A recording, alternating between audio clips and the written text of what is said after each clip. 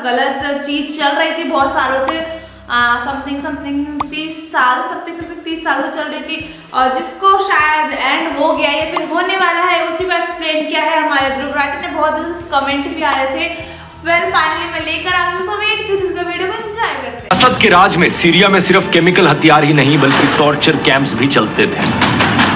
टूनेशिया के देश में एक ऐसी घटना होती है जो पूरे मिडिल ईस्ट के रीजन को हमेशा के लिए बदल कर रख देती है। इसका नतीजा ये होता है कि पूरा का पूरा ये सीरिया का देश एक बेहद खौफनाक वॉर जोन बन जाता है। कई सारी सरकारें पलट जाती है, कई सारे तानाशाहों का सिंहासन उलट जाता है। हालत ये हो गई थी कि डेरा के शहर में टैंक्स भेजे जाते हैं असद के द्वारा। फ्यूनरल्स पर भी बैन लगा दिया जाता है क्योंकि वहां से प्रोटेस्ट बढ़ रहे थे, और ये बशार अल असद की एक बहुत बड़ी बेवकूफी साबित होती है। आर्मी के अंदर ही रेबेलियन होना शुरू हो गया था, इसलिए सीरियन आर्मी अपने खुद के सोल्जर्स को गोली मारने लग गई, और यहीं से ही शुरुआत होती है दोस्तों सीरिया में सिविल वॉर की।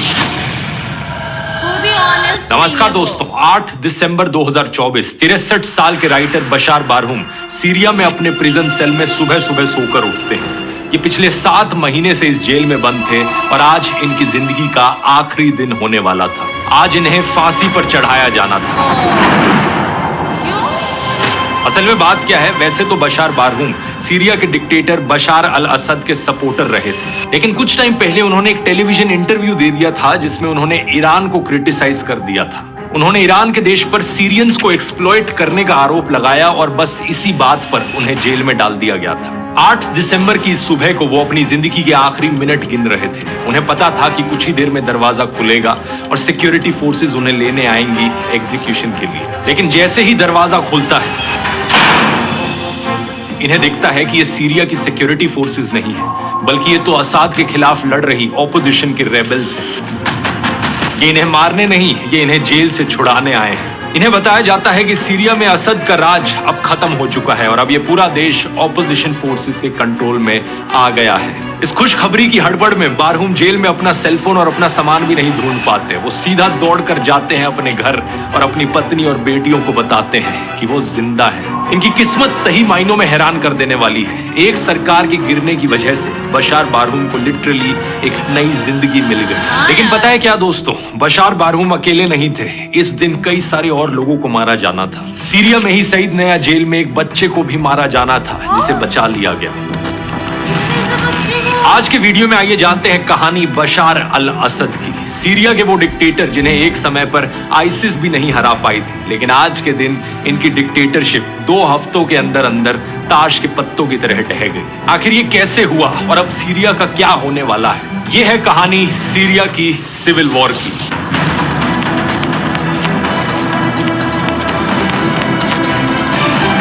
सन 1918 से पहले सीरिया का यह देश ऑटोमन एम्पायर का हिस्सा था। नक्शे पर देखिए आज के दिन के सीरिया के बॉर्डर्स कहां पर लाया करते हैं। इसके ईस्ट में मौजूद है इराक, साउथ में जॉर्डन और इजराइल, वेस्ट में लेबनान का देश और नॉर्थ में आता है टर्की। वर्ल्ड वॉर 1 में ऑटोमन एम्पायर को हराने के बाद जो यूरोपियन देश इस वॉर को जीते थे वो इस पूरे रीजन पर कब्जा कर लेते हैं और इन इलाकों को आपस में बांट लेते हैं। सीरिया का ये रीजन फ्रांस के हिस्से में आता है, तो 1918 से लेकर 1946 तक यहाँ फ्रांस का राज चलता है और यहाँ के लोग उसके खिलाफ रिवोल्ट करते हैं। कई लड़ाइयां होती हैं जिसके बाद जाकर साल 1946 में सीरिया को आजादी मिलती है फ्रांस से।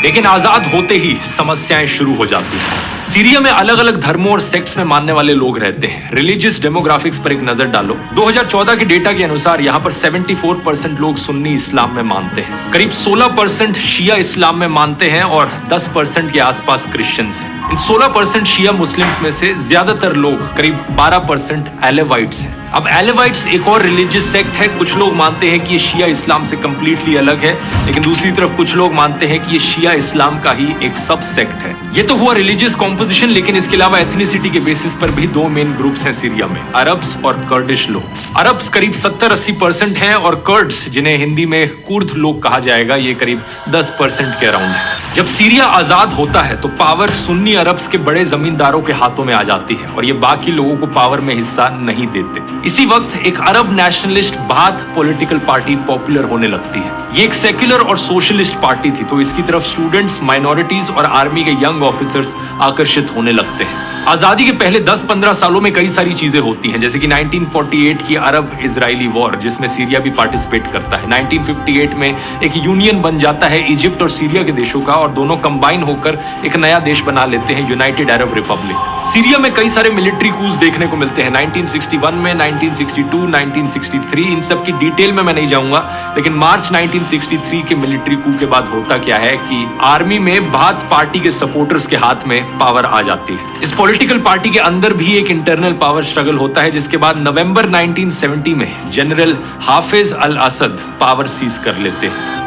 An ambitious minister of defense seized control. His name was Hafiz al-Assad. 1971 में सीरिया के प्रेसिडेंट बन जाते हैं और जल्द ही सीरिया के देश में ये डिक्टेटरशिप एस्टैब्लिश करते हैं। इंटरेस्टिंग चीज ये है कि एक सुन्नी मुस्लिम डोमिनेटेड देश में ये खुद एक माइनॉरिटी से बिलोंग करते थे। ये एक अलावाइट थे, लेकिन इसके बावजूद भी जनता में पॉपुलर थे, क्योंकि इनके समय में इकोनॉमिक डेवलपमेंट और लैंड रिफॉर्म्स देखने को मिले। एजुकेशन को बढ़ावा दिया गया और मिलिट्री को मजबूत किया गया। ऐसा नहीं है कि ये क्रूर तानाशाह नहीं थे, बिल्कुल थे। पावर कंसोलिडेट करने के लिए ये अपने ओपोनेंट्स को रिप्रेस करते थे। जो भी इनके खिलाफ आवाज उठाता उसे दबा दिया जाता। जैसे कि 1982 में सुन्नी मिलिटेंट हामा ने हाफिज अल असद के खिलाफ रेबेल किया, लेकिन इनकी मिलिट्री ने जवाब में 20,000 लोगों को ब्रूटली मार दिया। इस घटना को 1982 का हमा मासेकर करके बुलाया जाता है। धीरे धीरे जैसे साल बीतते गए, अलावाइट्स का कंट्रोल सीरिया पर बढ़ने लगता है। 1990s तक आते आते हाफिज बीमार रहने लगे थे। इनके बाद इनके बड़े बेटे बासिल सीरिया के प्रेसिडेंट बनने की रेस में सबसे आगे होते हैं। ये एक बड़े ही पॉपुलर और कैरिज्मेटिक मिलिट्री फिगर थे, लेकिन 1994 में एक कार एक्सीडेंट होता है।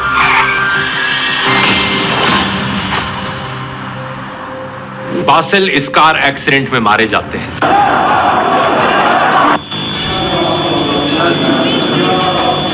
हाफिज के छोटे बेटे बशार अल असद उस वक्त लंदन में डॉक्टर की पढ़ाई कर रहे थे। ये आंखों का डॉक्टर बनने के लिए पढ़ रहे थे।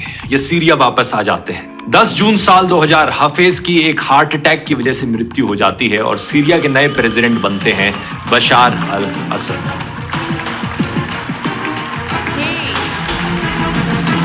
बशार को प्रेसिडेंट बनाने के लिए सीरिया का कॉन्स्टिट्यूशन भी बदला जाता है। इनके कॉन्स्टिट्यूशन के अनुसार प्रेसिडेंट की एज मिनिमम 40 साल होनी चाहिए थी, लेकिन इसे घटाकर 34 साल की उम्र कर दी जाती है, क्योंकि बशार खुद उस वक्त 34 साल के होते हैं। इनके पावर में आते ही चीजें बदलने लगती हैं। इनके पिता सीरिया को एक स्टेट कंट्रोल्ड इकोनॉमी की तरह चलाते थे। एक ऐसा सिस्टम था अभी तक जिसके हिसाब से हर कॉलेज ग्रेजुएट को सरकारी नौकरी और जनता को फ्री सर्विसेज और सस्ता खाना गारंटीड था। लेकिन बशार सीरिया को एक मार्केट ओरिएंटेड इकोनॉमी बनाने लगते हैं। धीरे धीरे ये सर्विसेज खत्म करी जाती हैं। अनएम्प्लॉयमेंट रेट बढ़ने लगता है। लोग अभी तक तानाशाही में जरूर रह रहे थे, लेकिन वो कुछ हद तक खुश थे। डेवलपमेंट उन्हें देखने को मिल रही थी, एजुकेशन मिल रही थी। लेकिन साल 2000 के बाद धीरे धीरे ये चीजें खत्म होने लगती हैं और फिर 2006 में एक भयंकर अकाल पड़ता है सीरिया में। इतना भारी ड्राउट पड़ता है सीरिया में कि ये 4 साल तक चलता है। इन 4 सालों में सीरिया की 60% जमीन रेगिस्तान में बदल जाती है और 80% से ज्यादा कैटल मारी जाती है। एक्सपर्ट्स इस ड्राउट के पीछे क्लाइमेट चेंज को जिम्मेदार ठहराते हैं। इसके बाद एक बहुत ही बड़े स्केल पर डेजर्टिफिकेशन देखने को मिलता है सीरिया का। ज्यादातर खाना अब सीरिया को बाहर के देशों से इंपोर्ट करना पड़ता है। खाने के प्राइसेस बढ़ते हैं, इन्फ्लेशन बढ़ती है। इसके अलावा सीरिया के जो ऑयल रिजर्व्स थे वो भी खत्म होने लगते हैं, जिससे तेल से आने वाला पैसा भी गिरने लगता है। जब लोगों का इस कदर जीना मुश्किल हो गया तो बशार अल असद के खिलाफ गुस्सा बढ़ने लगता है।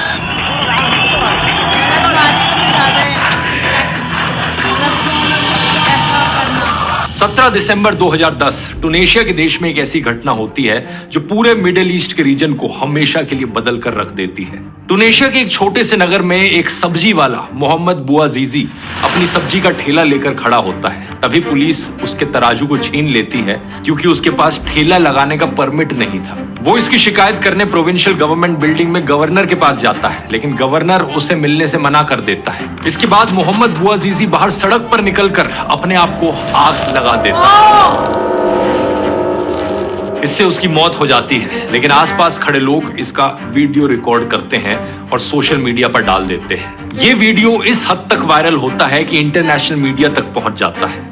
लोग सड़कों पर उतरते हैं प्रोटेस्ट करने के लिए, और प्रोटेस्ट देखते ही देखते इतने बढ़ जाते हैं कि 1 महीने के अंदर अंदर टूनेशिया देश के डिक्टेटर बेन आली की सरकार गिर जाती है। بأن الرئيس التونسي زين العابدين بن علي قد غادر البلاد وأن الجيش استلم السلطة। तानाशाही के खिलाफ लोगों की ये ताकत देखकर बगल के देश इजिप्ट के लोग भी बड़े प्रभावित होते हैं। वहां के राष्ट्रपति होस्नी मुबारक के खिलाफ 25 जनवरी 2011 को प्रोटेस्ट शुरू होते हैं और 11 फरवरी तक आते आते इन्हें भी रिजाइन करना पड़ता है। ये आग तेजी से फैलने लगती है। लिबिया के देश में भी एक डिक्टेटर था, मुआम्मर गद्दाफी, उसके खिलाफ भी प्रोटेस्ट देखने को मिलते हैं। जनता सड़क पर उतर जाती है और 20 अक्टूबर 2011 को गद्दाफी को एक नाले से ढूंढकर निकाला जाता है जहां वो छुपे होते हैं और उन्हें मार दिया जाता है।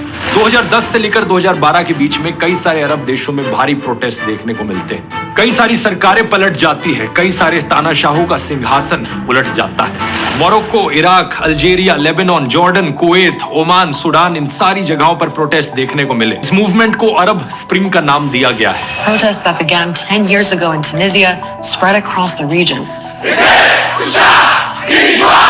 इन सभी देशों में प्रोटेस्ट के पीछे कारण एक जैसे ही थे, बिगड़ती इकोनॉमिक हालत, पॉलिटिकल करप्शन, बढ़ती बेरोजगारी, बढ़ती महंगाई। फेसबुक और ट्विटर जैसे सोशल मीडिया प्लेटफॉर्म्स का राइज भी इसी समय देखने को मिला था। इन प्लेटफॉर्म्स की मदद से लोगों को एक जरिया मिल पाया अपना गुस्सा निकालने का। पुलिस ब्रुटैलिटी और करप्शन के वायरल वीडियोस चारों तरफ फैलने लगे और सभी लोगों को एहसास होने लगा कि हमारे देश में अमीर लोग और अमीर बनते जा रहे हैं। सारे राजा महाराजा मजे में हैं और आम इंसान के लिए जीना मुश्किल हो रहा है। नौकरियों की सख्त कमी है। डॉक्टर्स, इंजीनियर्स, टीचर्स या सिविल सर्वेंट्स, जब एक देश में नौकरियां होती हैं तो लोगों के पास पैसे खर्च करने की क्षमता ज्यादा होती है। इसी से ही सही मायनों में इकोनॉमी को बढ़ावा मिलता है। यहाँ मैं आपको बताना चाहूंगा दोस्तों टेक्स्ट बुक के बारे में। एक ऐसा प्लेटफॉर्म जो इंडिया के 800 से ज्यादा एग्जाम्स की तैयारी के लिए ट्रस्टेड है, चाहे वो यूपीएससी हो, एसएससी, बैंक्स, आईआईटी या नीट, सभी एग्जाम्स की तैयारी यहाँ पर करी जा सकती है। यहाँ आपको मिलते हैं 80,000 से ज्यादा mock test, real time ranking, detailed solutions और टेस्ट एनालिसिस जो आपकी तैयारी को नेक्स्ट लेवल पर ले जाते हैं। सबसे जरूरी बात, टेक्स्ट बुक पर लगभग 5.5 करोड़ स्टूडेंट्स ऑलरेडी तैयारी कर रहे हैं, तो आप उन्हीं एस्पिरेंट्स के साथ कंपीट करेंगे जो असली में एग्जाम में बैठेंगे आपके साथ। पब्लिक सोर्सेज के हिसाब से हर साल करीब 18 लाख लोग एसएससी सीजीएल का एग्जाम देते हैं। इनमें से 17 लाख से ज्यादा स्टूडेंट्स पहले से ही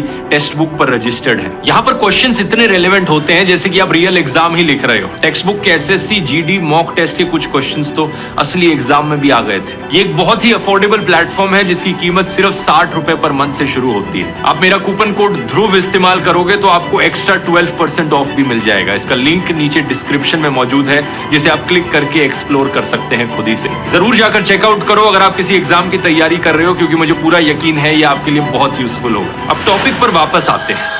अरब स्प्रिंग का असर सीरिया पर भी देखने को मिलता है। इन प्रोटेस्ट के शुरुआती दिनों में बशार अल असद कहते थे कि सीरिया में इस तरीके के प्रोटेस्ट नहीं हो सकते, सीरिया इससे इम्यून है। लेकिन 6 मार्च 2011 सिचुएशन बदल जाती है। सीरिया के एक छोटे से शहर देरा में स्कूल के कुछ टीनेज लड़के दीवारों पर सरकार के खिलाफ स्लोगन्स लिखने लगते हैं, एजाक एल्दूर या डॉक्टर, जिसका मतलब था अब तुम्हारा नंबर है डॉक्टर। असद अपने खिलाफ किसी भी तरीके का प्रोटेस्ट बर्दाश्त नहीं कर सकता था।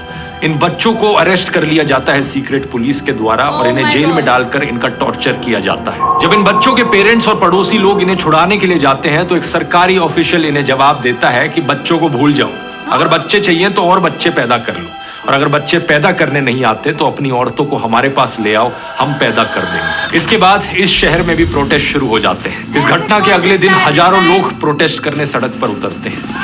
सीरियन आर्मी आती है शहर में और गोलियां चला देती है, जिसमें 4 लोग मारे जाते हैं।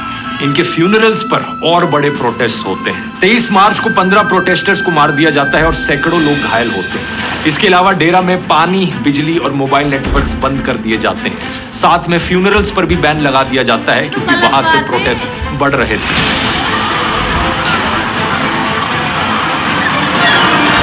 30 मार्च 2011 असद एक भाषण देते हैं जिसमें वो इन प्रोटेस्ट को फॉरेन बैक्ड कंस्पिरेसी बताते हैं। वही टिपिकल टैक्टिक ऐसे पॉलिटिशियंस की कि भाई प्रोटेस्ट पसंद नहीं आ रहे तो इन्हें फॉरेन फंडेड घोषित कर दो। इसके बाद प्रोटेस्ट और बढ़ जाते हैं और साथ में क्रैकडाउन भी। 22 अप्रैल को लाखों की भीड़ सड़कों पर उतरती है और ह्यूमन राइट्स ग्रुप क्लेम करते हैं कि 100 से ज्यादा लोग मारे जाते हैं। 25 अप्रैल तक हालत यह हो गई थी कि डेरा के शहर में टैंक्स भेजे जाते हैं असद के द्वारा। In Dara, army tanks were used for the first time in this uprising against protesters. इस समय तक जगह जगह से रिपोर्ट आने लग गई थी कि सीरियन आर्मी के कई सारे सोल्जर्स प्रोटेस्टर्स पर फायर करने से मना कर रहे हैं। आर्मी के अंदर ही रेबेलियन होना शुरू हो गया था, इसलिए सीरियन आर्मी अपने खुद के सोल्जर्स को गोली मारने लग गई। जुलाई के महीने तक आते आते इतने सारे सोल्जर्स आर्मी के अंदर से रेबेल कर गए थे कि वो डिफेक्ट होकर अपनी एक अलग आर्मी बना लेते हैं, द फ्री सीरियन आर्मी। इन सभी प्रोटेस्टर्स का और फ्री सीरियन आर्मी का सिर्फ एक ही मकसद था,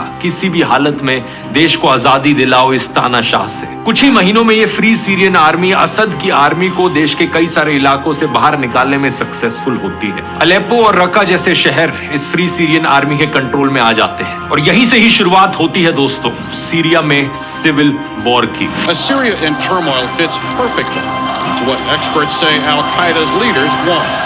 फ्री सीरियन आर्मी के साथ मिलकर प्रोटेस्ट करने वाले रेबल्स साथ में मिलकर सीरियन नेशनल कोलिशन बनाते हैं। ये अपने आप को सीरिया की गवर्नमेंट इन एग्जाइल घोषित कर देते हैं कि असलियत में हम हैं सरकार सीरिया की। America, Turkey, Qatar, Saudi Arabia और यूनाइटेड अरब एमिरेट्स जैसे देश इसे रिकॉग्नाइज भी कर लेते हैं। इन रेबल्स के पास इतना ज्यादा पब्लिक का सपोर्ट था कि अगस्त 2012 में सीरिया के प्राइम मिनिस्टर रियाद हिजाब भी डिफेक्ट करके रेबल्स के साथ जुड़ जाते हैं। लेकिन इस पॉइंट ऑफ टाइम तक धीरे धीरे ये सिविल वॉर एक सेक्टेरियन कॉन्फ्लिक्ट का रूप भी ले रही थी। जब 2011 में प्रोटेस्ट शुरू हुए थे तो वो नॉन सेक्टेरियन थे, यानी किसी भी धर्म या किसी भी समुदाय के खिलाफ नहीं थे। वो प्रोटेस्ट सिर्फ और सिर्फ असद की सरकार और असद के खिलाफ थे। लेकिन क्योंकि असद खुद एक माइनॉरिटी कम्युनिटी से बिलोंग करता था और उसने अपनी ही कम्युनिटी के लोगों को सरकार में ज्यादा जगह दे रखी थी और देश में जो ज्यादातर जनता थी वो सुन्नी मुस्लिम्स की थी, तो धीरे धीरे ये लड़ाई सुन्नी मुस्लिम्स वर्सेस सीरिया की बाकी माइनॉरिटीज की वॉर बन जाती है। ये दरारें इतनी गहरी बन जाती हैं जब बाकी और देश सीरिया में अपनी टांग अड़ाते हैं। टर्की, कतर और सऊदी अरेबिया के देशों ने सीरिया के रेबल्स का साथ देना शुरू कर दिया था। यहाँ तक कि पैलेस्टीन में हमास का जो ग्रुप है उन्होंने भी असद का साथ छोड़कर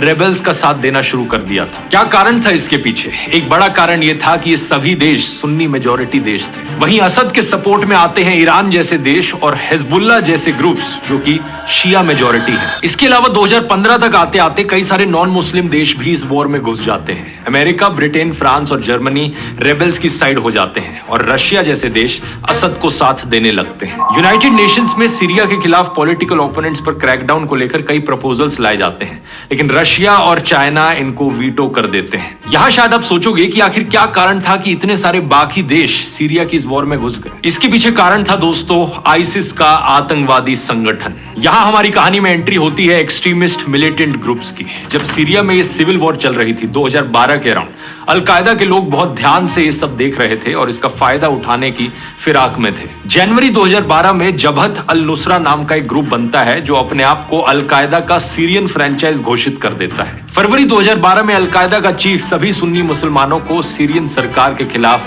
जिहाद छेड़ने की अपील करता है। अब दिलचस्प बात यह है कि इसके पीछे भी बशार अल असद का एक रोल था। मिड 2011 में असद ने सैकड़ों कट्टरवादी एक्सट्रीमिस्ट मिलिटेंट्स को जेलों से बाहर रिहा कर दिया। ये लोग असद के खिलाफ ही हथियार उठाने वाले थे, लेकिन फिर भी असद ने इन्हें जेल से बाहर छोड़ दिया। इसके पीछे एक बड़ी चाल थी। असद खुद को अच्छा दिखाने के लिए अपने से बुरा एक विलन बनाना चाहता था। असद दुनिया को दिखाना चाहता था कि वो सेक्युलर है और जिहादी ताकतों से लड़ रहा है, और ऐसा करके वो ऑपोजिशन में बैठे रेबल्स को इन एक्सट्रीमिस्ट के साथ जोड़ना चाहता था। धीरे धीरे जबहत अल नुसरा बढ़ने लगा और फ्री सीरियन आर्मी का प्रभाव कम होने लगा। अमेरिका ने फ्री सीरियन आर्मी को यह कहकर हथियार देने से मना कर दिया कि ये हथियार एक्सट्रीमिस्ट के हाथों में जा सकते हैं। दूसरी तरफ आतंकवाद के खिलाफ लड़ाई का बहाना देकर अब असद की फोर्सेस वॉरप्लेन्स और हेलीकॉप्टर्स का इस्तेमाल करने लगी रेबल बेसिस पर मिसाइल्स और बैरल बॉम्ब से अटैक करने के लिए। दिसंबर 2012 अमेरिका जबहत अल नुसरा को एक आतंकवादी संगठन घोषित कर देता है, लेकिन इसका उल्टा ही असर होता है। अगले ही दिन सीरिया में बहुत से लोग मार्च निकालते हैं और प्रोटेस्ट करते हुए कहते हैं, सीरिया में इकलौता आतंकवाद सिर्फ असद कर रहा है। है। 8 अप्रैल 2013 अबू बकर अल बगदादी ने इस्लामिक स्टेट ऑफ इराक को जबत अल नुसरा के साथ मिलाकर Islamic state of Iraq and Syria बना दिया। शॉर्ट में कहा जाए तो ISIS या फिर ISIL। इसी दौरान सीरियन रेबल्स के खिलाफ केमिकल हथियारों का भी इस्तेमाल किया गया। अप्रैल 2013 में ही अमेरिका ने कहा कि सीरिया ने अपने ही लोगों पर केमिकल वेपन्स यूज किए हैं। नर्व एजेंट सारिन एक गैस है जिसकी वजह से लोगों की मसल्स पैरालाइज हो जाती हैं और सांस आनी बंद हो जाती है। इंटरनेशनल लॉ के हिसाब से दूसरे देशों से लड़ाई करते वक्त भी ऐसे केमिकल हथियारों का इस्तेमाल करना सख्त मना है, लेकिन सीरिया ने एक बार नहीं बल्कि कई बार अपने ही लोगों पर ये केमिकल हथियार इस्तेमाल किए। 21 अगस्त 2013 की इस घटना में 1000 से ज्यादा लोग मारे गए केमिकल वेपन्स की वजह से। يعني مين ضل من عيلتك؟ مين ضل من عيلتك طيب؟ بس यूनाइटेड नेशंस के वेपन्स इंस्पेक्टर सीरिया में जाते हैं और वहां उन्हें सेरिन गैस के इस्तेमाल का सबूत मिलता है। यूएन के सेक्रेटरी जनरल इसे एक वॉर क्राइम बताते हैं। उस वक्त के अमेरिकन प्रेसिडेंट बैरक ओबामा कहते हैं कि एक रेड लाइन थी जिसे कभी पार नहीं करना चाहिए था, और इसे क्रॉस करने का मतलब है कि अमेरिका की तरफ से मिलिट्री एक्शन देखने को मिलेगा। A red line for us is we start seeing a whole bunch of chemical weapons moving around or being utilized. That would change my calculus. That would change my equation. लेकिन असद के राज में Syria में सिर्फ chemical हथियार ही नहीं बल्कि torture camps भी चलते थे। इनका एक बड़ा इनफेमस प्रिजन है सेद नया प्रिजन, जिसमें हजारों लोगों को मौत की सजा दी गई। ये दमास्कस शहर के पास एक पहाड़ी के ऊपर था। इस कैंप को 1986 में बनाया गया था, लेकिन सिविल वॉर के टाइम पर इसे मेन प्रिजन कैंप बना दिया गया। इसमें रेबल्स से लिंक के शक में लोगों को जेल में डाला जाता था। लेकिन सिर्फ इतना ही नहीं, कुछ लोगों को तो इस जेल में सिर्फ इसलिए डाल दिया जाता था क्योंकि वो एक ऐसे एरिया में रहते थे जहां असद के खिलाफ प्रोटेस्ट हुए थे। जेल में बंद कैदियों ने बताया कि कितनी बेरहमी से उनका टॉर्चर किया जाता था। कैदियों को लोहे के डंडों से, केबल से और बिजली के करंट से पीटा जाता था। इन्हें उल्टा लटकाकर पानी में डुबोना बड़ा कॉमन था। जेल में कैदियों के आपस में बात करने पर भी बैन लगा था।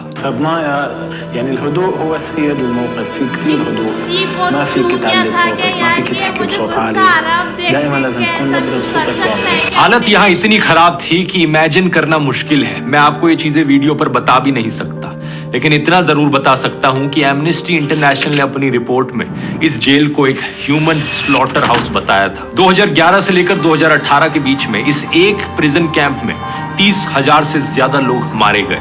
दूसरी तरफ आईसिस के राज में जिस तरीके से लोगों को ट्रीट किया गया वो भी सेम लेवल की क्रूरता थी। 2015 तक आते आते आईसिस ने सीरिया के 1/3 और इराक के करीब 40% हिस्से पर कब्जा जमा लिया था। यहाँ इन्होंने अपना कैलिफेट घोषित किया और नॉर्थ सीरिया में स्थित रक्का शहर को अपना कैपिटल डिक्लेयर कर दिया। इस समय के बीच ही आईसिस कंट्रोल्ड रीजन अपने आप में एक इंडिपेंडेंट कंट्री की तरह एक्ट करता था। इन्होंने अपनी सरकार बनाई, अपने कानून और यहाँ तक कि अपनी करेंसी तक बना डाली, इस्लामिक स्टेट करेंसी। 2015 के एंड तक ये इतने बड़े एरिया पर रूल कर रहे थे जो आप नक्शे में देख सकते हो। ऑलमोस्ट 12 मिलियन लोग इनके राज के अंडर आते थे। आईसिस ने एक भयंकर जेनोसाइड किया उन सभी माइनॉरिटीज के खिलाफ जो इस एरिया में रहते थे। इसके अलावा इन्होंने सैकड़ों कल्चरल साइट्स को तबाह कर दिया और इनके द्वारा किए गए वॉर क्राइम्स इतने एक्सट्रीम थे कि दुनिया का ऑलमोस्ट हर एक देश इनके खिलाफ हो गया। यूनाइटेड नेशंस से लेकर America, Russia, India, European union, Iraq, Turkey, Saudi Arabia, UAE, Malaysia,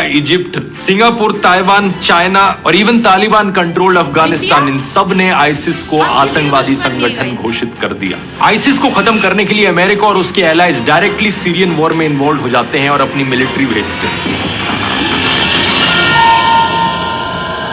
साथ ही में रशियन सरकार भी कहती है कि वो आईसिस के खिलाफ है और वो सीरियन सरकार को सपोर्ट करेंगे आईसिस के खिलाफ इस लड़ाई में। लेकिन बाद में ये सामने आता है कि रशिया आईसिस से लड़ने के नाम पर सीरिया में मौजूद रेबल्स को भी टारगेट कर रहा था और सिविलियंस को भी मार रहा था। और यही वो पॉइंट है दोस्तों जिस पॉइंट से सीरियन वॉर बहुत ज्यादा कॉम्प्लिकेटेड बन जाती है।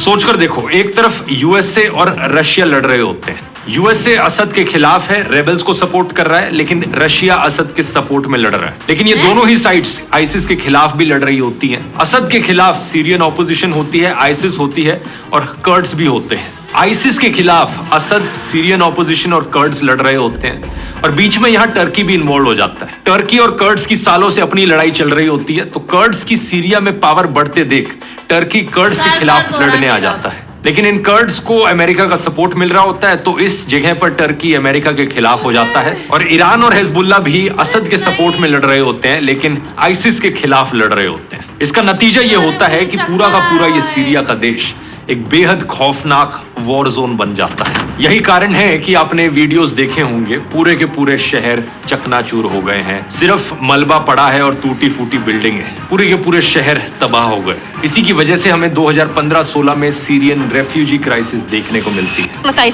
Syria is miserable. We were escaping airstrikes, barrel bombs, and ISIL. We're tired. इतने सारे अलग अलग ग्रुप्स और देश अगर एक जगह पर लड़ेंगे तो आम जनता क्या करेगी? उनके लिए कोई रहने लायक जगह नहीं बचती। 2016 तक आते आते एक बड़े मिलिट्री कैंपेन के बाद सीरियन आर्मी अलेप्पो शहर का कंट्रोल रेबल्स से छीन लेती है। Syrian army forces are now in control of more than 90% of the city since it began an operation to take back control of Aleppo. America की कोalition ने आइसिस पर हजारों एयर स्ट्राइक्स की, जिसकी मदद से कर्डिश फोर्सेस नॉर्थ सीरिया में ISIS को लगभग खत्म कर देती है। बाकी इलाकों में असद की फोर्सेस भी रशिया के सपोर्ट की मदद से आइसिस को पीछे ढकेल देती है। वहीं बगल के इराक के देश में भी इराकी सेना आइसिस के खिलाफ लड़ाई में सक्सेसफुल रहती है। रक्का का शहर आइसिस से वापस छीन लिया जाता है और 2019 तक आते आते आइसिस का नामो निशान एक दो जगह को छोड़कर पूरी तरीके से मिट चुका होता है। तो मार्च 2019 का ये नक्शा देखिए आप कि क्या सिचुएशन थी उस वक्त। जो ऊपर येलो वाला एरिया है वो कर्डिश फोर्सेस हैं, जो एरिया कर्डिश फोर्सेस के कंट्रोल में है। रेड वाला एरिया असद की सीरियन आर्मी, देश के करीब 2/3 हिस्से पर इनका कब्जा।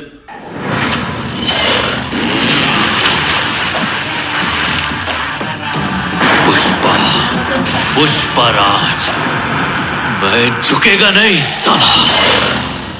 अभी भी बना हुआ था। ग्रीन जो एरिया है वो रेबल्स का है। रेबल्स ने नॉर्थ वेस्ट में इडलिब के आसपास अपना गढ़ बना रखा था और ये थोड़ा साउथ में उनका एरिया था। और बीच में ब्लैक कलर के जो 2-3 छोटे छोटे रीजन्स आपको दिख रहे हैं, मार्च 2019 तक सिर्फ इन्हीं जगहों पर आइसिस बची थी। आइसिस को हराने के बाद ये पूरी एक स्टेलमेट की सिचुएशन बन जाती है। लेकिन अगले कुछ सालों में कुछ मेजर जियोपॉलिटिकल चेंजेस देखने को मिलते हैं। 2022 में रशिया यूक्रेन को इन्वेड करता है, जिसके बाद रशिया यूक्रेन वॉर शुरू होती है जो आज के दिन तक चल रही है। Tensions between Russia and the West are growing rapidly. President Biden considering deploying thousands of troops to Eastern Europe. इसके बाद 2023 में शुरू होती है इजराइल पैलेस्टीन वॉर, जिसमें हिजबुल्लाह और ईरान भी बीच में जुड़ जाते हैं। और हिजबुल्लाह के पास फाइटर्स की कमी थी, तो हिजबुल्लाह ने अपने फाइटर्स को सीरिया से वापस बुला लिया। इन दो बड़ी वॉर्स की वजह से असद के जो सबसे बड़े सपोर्टर्स थे, रशिया, ईरान और हिजबुल्लाह, वो अपनी लड़ाइयों में बिजी हो जाते हैं। ऐसी सिचुएशन में आप एक्सपेक्ट करोगे कि अगर आप बशार अल असद की जगह पर होते तो चुपचाप बैठे रहते, जो शांति बनी रही है सीरिया में उसे कंटिन्यू रहने देते। लेकिन नवंबर 2024 में असद की सरकार रेबल्स पर फिर से हमला करना शुरू कर देती है और ये बशार अल असद की एक बहुत बड़ी बेवकूफी साबित होती है। 27 नवंबर 2024 रेबल्स। वीडियो की शुरुआत से मुझे पागल, चूतिया, हरामी लग रहा है ये। मैं क्या बोलूँ कि मेरे पीछे कोई मत आ जाना बाबा, लेकिन ये जो अब ध्रुव राठी अब बोल रहे हैं ना कि बेवकूफ़ी कर रहा है ये, लेकिन ये वीडियो की शुरुआत से बेवकूफ़ी कर रहा है यार। ये अगर ये सुधरा हुआ होता ना तो देश अभी अच्छा ठीक ठाक हरा भरा रहता। इसी की बेवकूफ़ी की वजह से ये सब तमाशा हो रहा है। सरकार के खिलाफ जवाबी हमला करना शुरू करते हैं।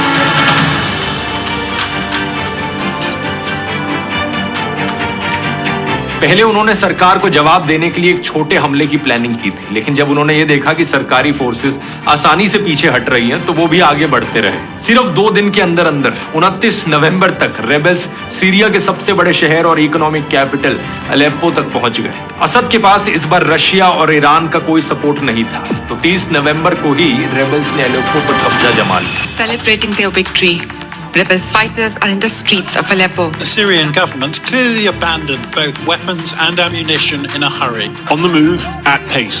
रेबल्स ने देखा लोहा गर्म है, हथौड़ा मार दो, इससे अच्छा मौका शायद कभी ना मिले। बड़ी तेजी से ये लोग आगे बढ़ते रहे और एक के बाद एक शहरों पर कब्जा जमाते रहे। रशिया की नींद थोड़ी देर में खुली। उन्होंने बशार अल असद को सपोर्ट करने की कोशिश की एयर स्ट्राइक्स करके रेबल बेसिस पर, लेकिन वो रेबल्स को रोकने के लिए काफी नहीं थी।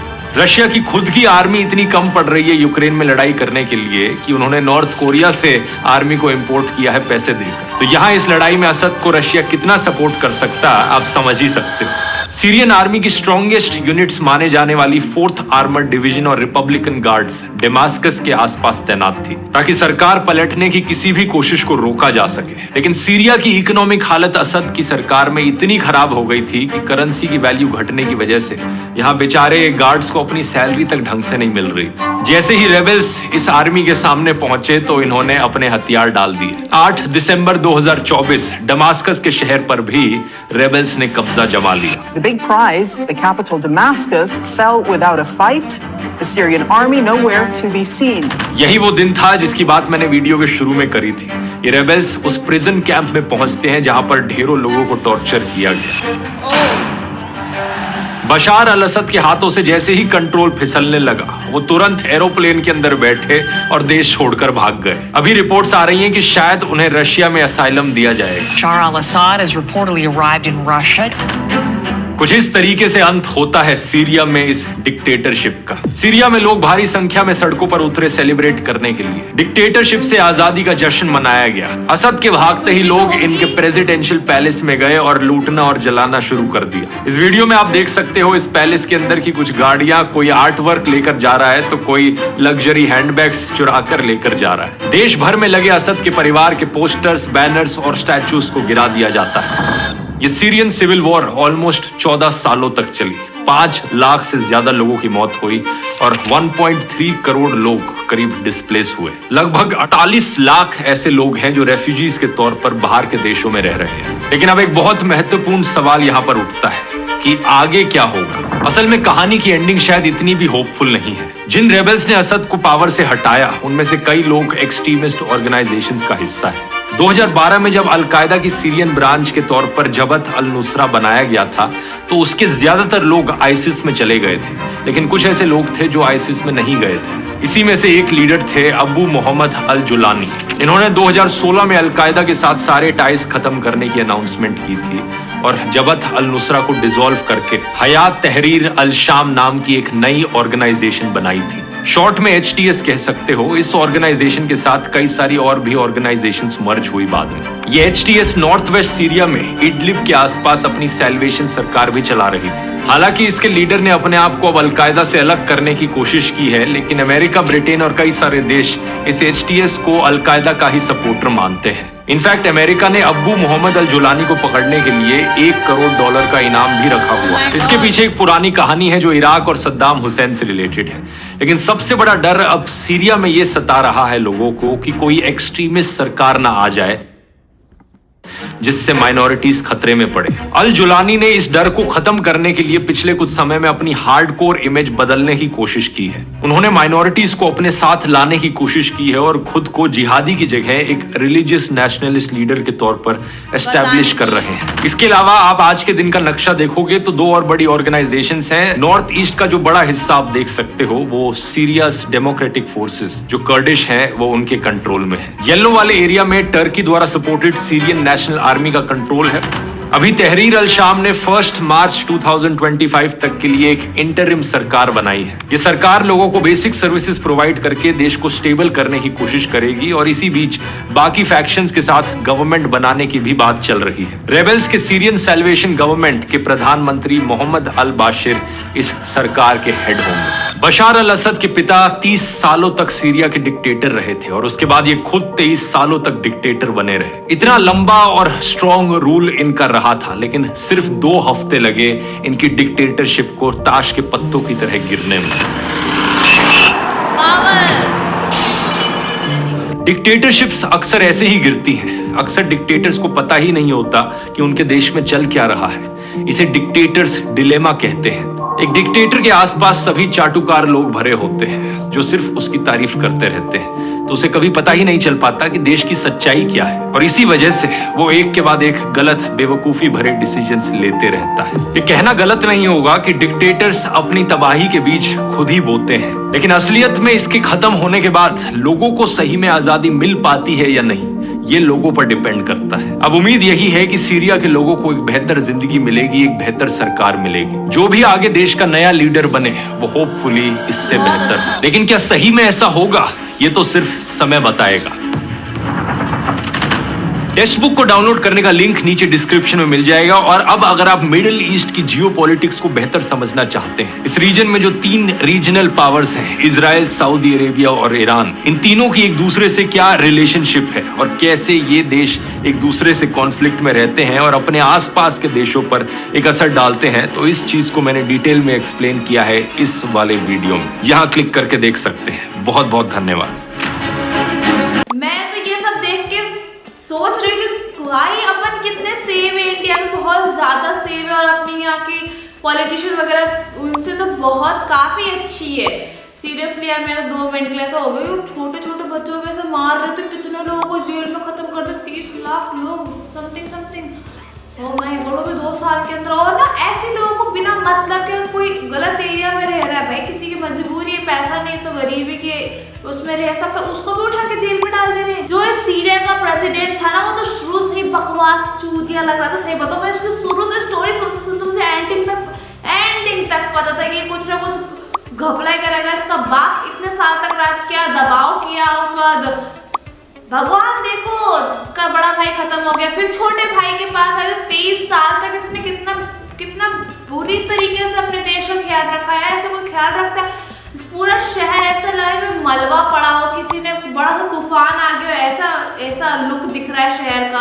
वेल आई होप, भगवान से प्रेयर करो कि ये जो मैटर है सॉल्व हो जाए, जो वहाँ की आम जनता है वो हैप्पी रहे यार, किसी और देश में जाके रहने की उनको जरूरत ना पड़े, खुद के देश में सेफली रहे। और गाइस मैं वीडियो अच्छी लगती है, वीडियो को लाइक शेयर कमेंट करना मत भूलना। मुझे ऐसी वीडियो पर कमेंट जरूर करना।